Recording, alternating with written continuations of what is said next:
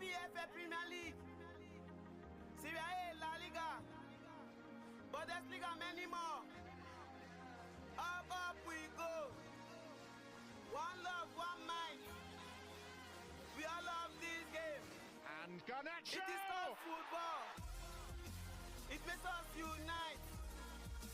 With one love, with one mind. We love soccer. For the love of the game. That is the spirit. Come, let's unite. We love soccer.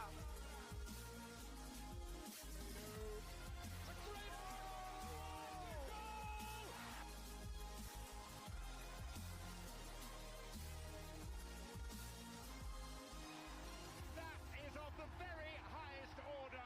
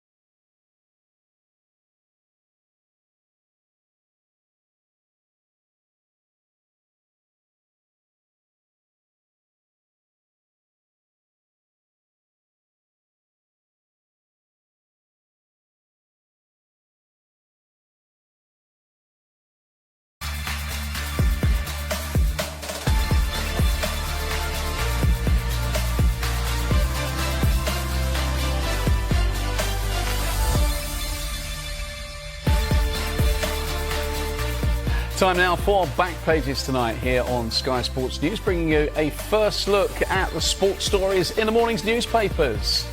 And joining us are Jonathan Liew from The Guardian and journalist and broadcaster Henry Winter. Welcome to you both. Let's quickly run everyone through the back pages then, starting with the Mirror. Rush to go. He wants to skip United tour of US to find new clubs. Stokes eyes a big summer.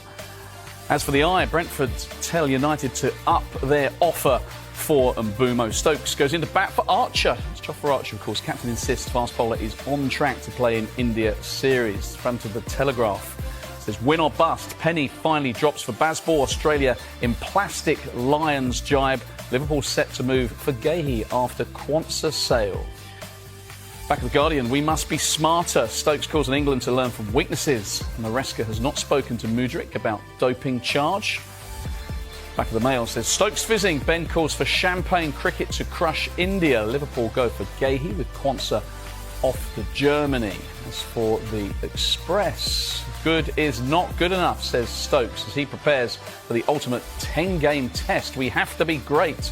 A Rashford ramps up exit plan. And the front of the Times says don't doubt Lions' desire, Schmidt told, and Liverpool take a look at Gahey. But we are going to start in the back of the Mirror and we're going to focus on Marcus Rashford's, Henry.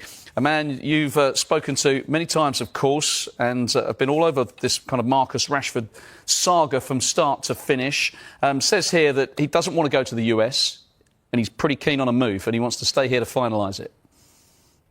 Yeah, and I'm sure that echoes Ruben Amorim's thinking as well. I'd be amazed if he went on the pre-season tour. He's not in Amorim's plans. He hasn't been for about 5 or 6 months. So it's now just a question of Marcus Rashford working out where he can go. He's been out working on his fitness in Marbella, conveniently in Spain, which I'm sure is where he would really like to move to. But if you look at some of the stories coming out of Barcelona today, they're very much interested in Nico Williams. They've obviously got Rafinha, who's been outstanding for them on the left. So I think their financial and footballing issues in the way of Marcus Rashford actually getting his desire, which is to go to Barcelona. I think at some point he's going to have to address the issue of his wages and take a cut if he is to get his dream move somewhere, because he has to move, he has to play. He has no future at Manchester United. And he's probably slightly in Thomas Tuchel's thinking, but he needs to play if he's going to get anywhere near that World Cup squad. Jonathan, did Rashford's stock rise with his little stint at Aston Villa? Yeah, I think he did. I actually think he did better than a lot of people expected him to. He contributed with goals and assists. He looked busy. He could have fitted into Unai Emery's plans and his system. But, you know, that doesn't appear to be a long-term option for him. And this is the conundrum, really. You know, now that he has essentially been frozen out by Amorim, I don't see too many elite clubs, or even sort of, fringes of the elite clubs, where he readily fits in, that have a pressing need for a guy on, of very high wages, as Henry said, whose game hasn't really developed since he was about 20. And it's not entirely his fault. The chaos at Manchester United over the last decade has I think, really kind of stunted his development as a footballer to the extent where he almost kind of looks like a forward who is kind of out of step with the prevailing trends. You look at teams like PSG, you look at Barcelona under Hansi Flick, and the energy, the lightning intensity with which they play, not just on the ball but out of possession too. And I think if he's really serious about rebooting his career, he needs to find a club and a coach that is going to develop those areas of his game that are going to future-proof his game for the next 5 years. Because and I think that might well mean taking a bit of a step down and a bit of a swallow of pride to a club that may not have initially been in his bracket of favoured destinations. OK, just at the back of the Sun, Henry, we're going to kind of continue with this Marcus Rashford theme, but throw into the mix Garnacho, Antony and Sancho. The Sun saying that they are, well, it says grounded here, but that Ruben Amorim is set to not take these guys on the US tour. Their days all numbered at Manchester United, do you feel? Yeah, and there has been for a while. I mean, particularly for reasons of wages and also tactically. I mean, the way that Ruben Amorim plays, 3-4-2-1, he doesn't play with flying wingers in the Manchester United mould. It's not 4-4-2, it's not sort of 4-3-3. So I think the wingers are absolutely being moved on. You look at the type of player that he's been targeting, Mateus Cunha, who's come in, he's a number 10. So, I think their days are numbered. But it's going to be quite a sort of lively five-a-side session at Carrington when the team are touring America. Absolutely. Just Jonathan, one thing on the kind of players' wages, because Henry made the point about a player, reduced. No one likes their wages going down, but the wages are still pretty decent. Let's be honest. And if you need to take a pay cut, I mean, do footballers see it like that? I mean, I suppose everyone's different, but it seems like if you've got to make the move, you've got to cut your wages. Yeah, I mean, there are two elements to this, and obviously the financial aspect is important because it's a short career, and they are there are things like taxes and agents' fees and all those kind of associated expenditures, and they are basically trying to set themselves up for the rest of their career in this very short window. But I think there is also a kind of there's a status element to it. I mean, within a dressing room, players are going to have a fairly good idea or certainly an interest in what their teammates are being paid. There is a certain status, I think, dressing room status associated with having that big pay packet, getting the big new deal, and the self-esteem comes into it as well. So taking a pay cut, and everyone knowing that you've taken a pay cut, I think that does kind of have a bit of an effect on a player's self-esteem and by extension potentially the sort of football and their confidence on the pitch. OK, so those players are out of favour at Manchester United. One who might well be very much in favour, Henry, Brian Mbeumo, who could be going the other way. The Eye say Brentford tell United to up their offer. This is always the case with Manchester United, aren't they? Clubs know that they're pretty desperate to sign these forward players, and there's a bit of a Manchester United tax potentially. What do you make of where it's being positioned at the moment? Yeah, I mean, obviously he's been linked with Thomas Frank at Tottenham for obvious reasons. I find it fascinating the link with Manchester United. I mean, look, 20 goals this season, the assists as well, his work ethic, his character is everything that Manchester United really need.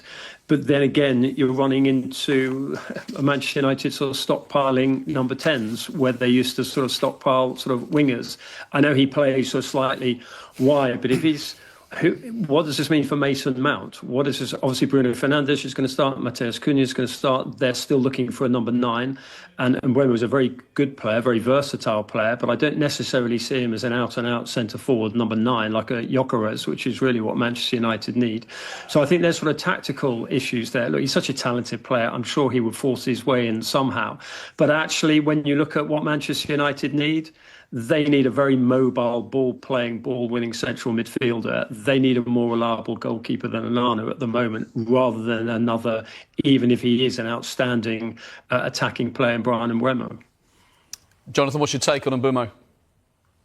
He's a great player. I mean, I agree with Henry. His character is flawless. I think he's had a great season with Brentford. I would worry if United were essentially relying on him to pick up the slack in terms of goals from players like Højlund and Zirkzee, because even though he has had a great season, his underlying figures actually suggest that it's been kind of a unicorn season for him in front of goal, and that he is much more of a creative forward, someone who creates space, someone who fits into a tactical system rather than your quintessential target man, or someone you could rely on for 20-25 goals a season, which he hasn't really consistently produced in his career. So I think he is a great person to have around. He's a great talent, but he does need to be used in a way that I think gets the best out of a central striker rather than being that main guy himself.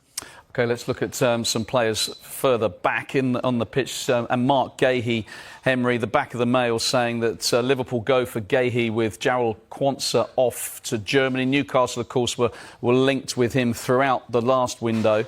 Or the summer window, but it looks like Liverpool pretty keen on him. Yeah, and rightly so. I mean, he's an outstanding player. I think he and Konsa are England's starting pair. I mean, Tuchel has to sort of decide on that. He seems to be rotating a little bit.